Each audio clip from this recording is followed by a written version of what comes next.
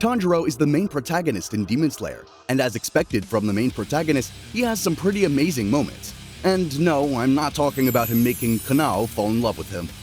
But before I start the video, I want to make a special announcement. Because we reached 10,000 subs, I want to thank all of you by giving back. And here's how I'm gonna do it. I'll leave an Easter egg somewhere inside the videos.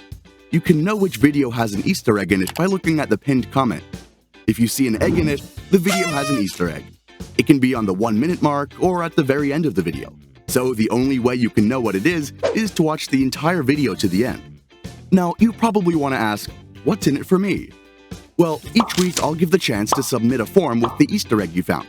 The people who correctly guess what the Easter eggs are for 4 weeks in a row will be entered into a random lottery and might win $200 in Amazon gift cards. And of course, as the channel grows, I'll be giving out better and better prizes with harder and harder contests. Consider me the Mr. Beast of the anime community. Alright, now back to the video. Tanjiro is very kind by nature and has been described by others as having very gentle eyes and a compassionate persona. But under Tanjiro's rather kind and friendly shell, there's a person with a growing flame of rage and vengeance inside of them. This side of him leaks out when Tanjiro first confronts Muzan, ready to take out his sword and attack him.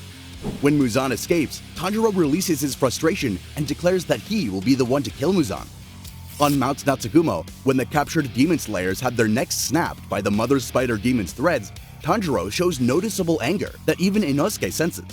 Upon seeing Daki smirking after witnessing her slaughter 3 people indiscriminately with her sashes, he seethes with rage and confronts her alone. This side of Tanjiro is fully exemplified after Muzan's speech, where he compares himself to a natural disaster. Tanjiro responds to that by calling Muzan a being that should not exist, all in the face of irrational evil. Tanjiro shows a more cold and terrifying side of him, acting more violently towards his opponents as a result. All this built-up rage makes room for some of the most amazing moments in the entire show, so let's get right into it. Tanjiro vs. Rui. After Rui captured Nezuko and managed to break Tanjiro's sword, I can already hear Haganezuka preparing his kitchen knives. Rui uses his threads to pull Nezuko over to his side, saying that now he had his sister, Tanjiro's role was to die. Tanjiro then charges straight at Rui with his broken Nichiren sword. Rui uses his threads to attack Tanjiro, while Nezuko attempts to escape from Rui's grasp, even clawing at his face. As Tanjiro dodges Rui's attack, he notices that Rui isn't holding Nezuko anymore. Just then, a spurt of blood falls on Tanjiro's blade. He looks up and sees Nezuko strung up midair by Rui's threads, with the threads digging into her skin, badly wounding her. Rui says that the threads won't kill Nezuko since she's a demon, but she'll have to be taught a lesson. He continues to say that if Nezuko doesn't behave, he'd leave her like that until sunrise, to be burned and disintegrated. Tanjiro yells at Rui, demanding that he let Nezuko go. But Rui then just uses his threads to trip Tanjiro and make him collapse to the ground. He then kicks Tanjiro in the stomach, which sends him flying into a bush. Rui then continues to beat up Tanjiro, and this continues until Tanjiro gets a chance to cut his head off. But his blade doesn't even scratch Rui's neck. Rui declares that Tanjiro has no chance of defeating him, and then gives another kick to Tanjiro, making him crash again into a nearby tree. Nezuko struggles in her strung-up state, screams, and attempts to break free from the threads. Rui says that she's making too much noise and tells her to quiet down. The threads tighten and cut deeper into Nezuko's flesh, causing her to scream in pain as she becomes even more injured. Tanjiro then telepathically tells Nezuko not to get emotional, or she would be playing right into Rui's hands. Nezuko then seemingly falls into a sleep-like state. Rui notes that Nezuko has a unique aura and is different from other demons. Tanjiro tells himself to calm down and to control his breathing. He realizes that in order to defeat Rui, he must use the final form of the water breathing. Tanjiro uses the total concentration water breathing 10th form, constant flux. Rui then thinks to himself that if this continued, he'd be in great trouble. He then pumps his own blood into his threads, turning them red and increasing the power to his absolute limit. Rui uses his blood demon art cutting thread cage on Tanjiro, which completely surrounds him. Tanjiro can tell by the scent of the threads that he can't cut them at his current strength. Thinking that he might die from the threads, Tanjiro's life flashes before his eyes. He then remembers the Hinokami Kagura that his father, Tanjiro Kamado, would perform at New Year's Eve every year. He also remembers what his father said about making sure that the Hanafuda earrings and the Hinokami Kagura would get passed down to Tanjiro uninterrupted. Tanjiro remembers the promise he made to his father.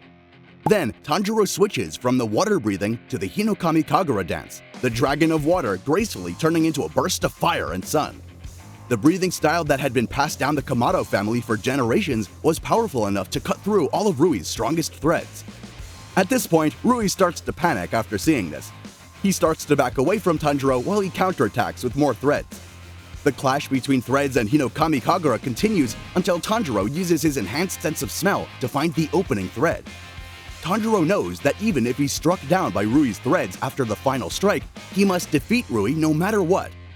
Meanwhile, in Nezuko's consciousness, Kia Kamado appears and reaches out to her, pleading that she help her brother, or else he might die. Nezuko then wakes up and unlocks the ability to use Blood Demon Art, Exploding Blood. Nezuko turns the blood on Rui's threads that were entangling her into pink and crimson red flames that incinerate the threads that were about to strike Tanjiro, while also leaving a few drops of Nezuko's blood on Tanjiro's Nichiren sword. Rui is surprised that the threads were burned by the pink flames. Tanjiro then gets his blade's range into the opening thread and exclaims that the bond between him and Nezuko can never be severed by anyone. In one of the most epic moments in the show, the drops of Nezuko's blood on the broken blade turn into fire, and then the heat of the fire was absorbed by the blade, allowing the color of the blade to briefly turn crimson red. With the combined powers of Tanjiro and Nezuko as one, with this enhanced blade, Tanjiro severs Rui's head from his body. Tanjiro vs. Enmu.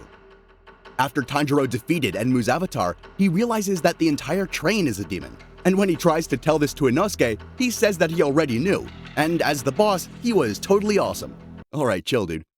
Both Inosuke and Tanjiro manage to find Enmu's head, but quickly realize that he's protecting it with an armor of flesh that can cause people to fall into a deep sleep. The flesh that defended the neck bone quickly expands in all directions, with fleshy hand-like appendages flailing around.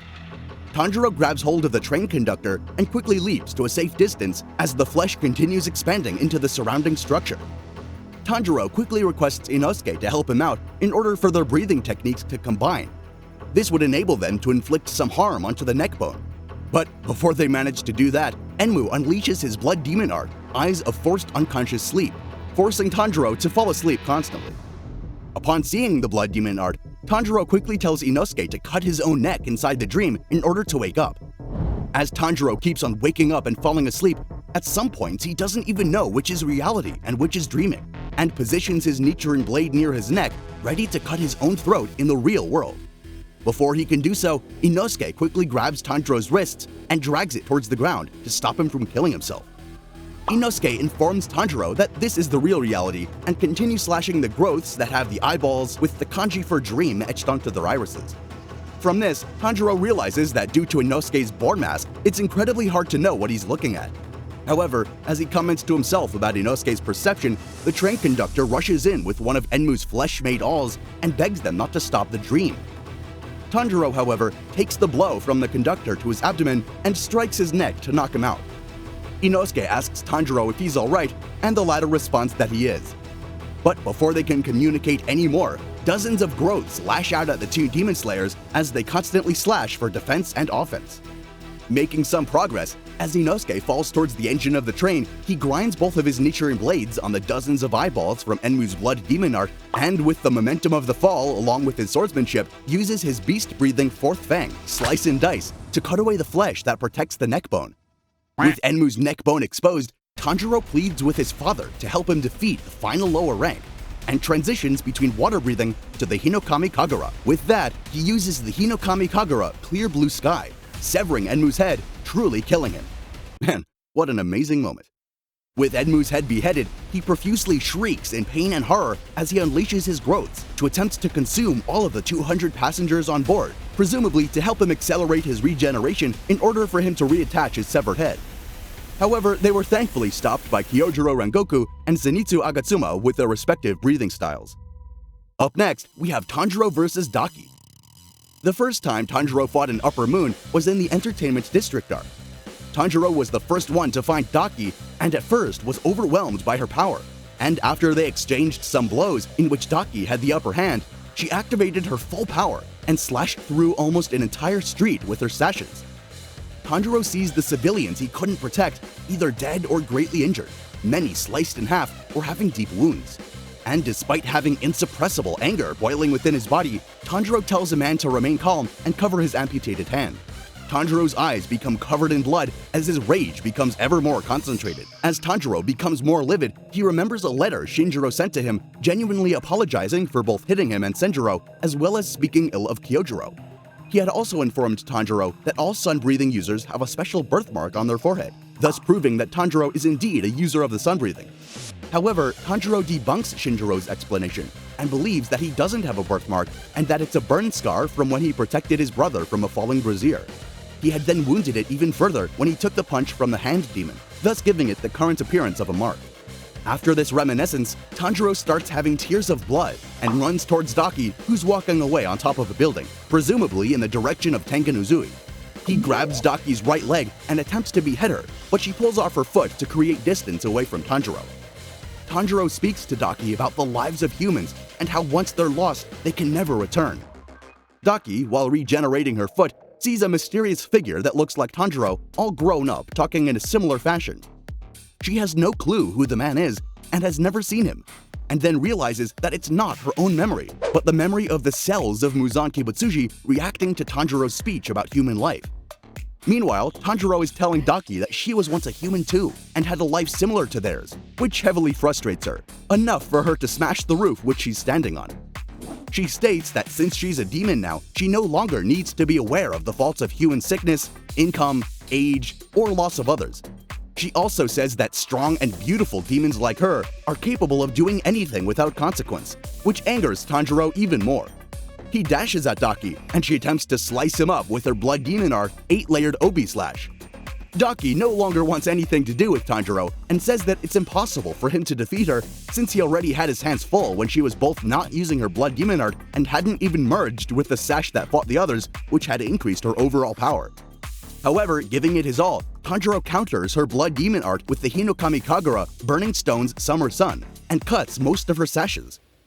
Daki screams in pain as the parts of her obi that got cut burn, much like exposure to sunlight, and is confused as to how the wounds that Tanjiro suffered aren't opening due to his sudden sharp movements. Tanjiro keeps on overwhelming Daki, which makes her question if he's even human. During this onslaught, Tanjiro was able to cut Daki's neck. However, her flesh became a sash in order to soften the cut. She retaliates by unleashing 13 sashes instead of 8, but Tanjiro parries all of them with his blade and pins them into one spot. Daki thinks that pinning all 13 of her sashes will stop her and attempts to launch him. Tanjiro takes this moment to drag the sashes back and leap into the air in order to cut both her sashes and behead her. However, just as he's about to slice Daki's neck, his youngest sister, Hanako Kamado, appears in his mind, reminding him to breathe correctly, which he had completely forgotten to do the entire time. He immediately collapses and coughs out blood. Daki then gleefully explains the two limits of humans, the limits of their stamina and life. Because of these limits, she abhors humanity, and how despite their tenacity, they will always reach failure. Thus, Daki wants to behead Tanjiro as payback for him attempting to behead her. Just as she's about to do so, Nezuko comes in and crushes her skull with a sidekick, pushing the upper rank back away from her and Tanjiro. That's it for this video. I hope you enjoyed. If you want to watch part 2, click on the video that pops up on screen right now.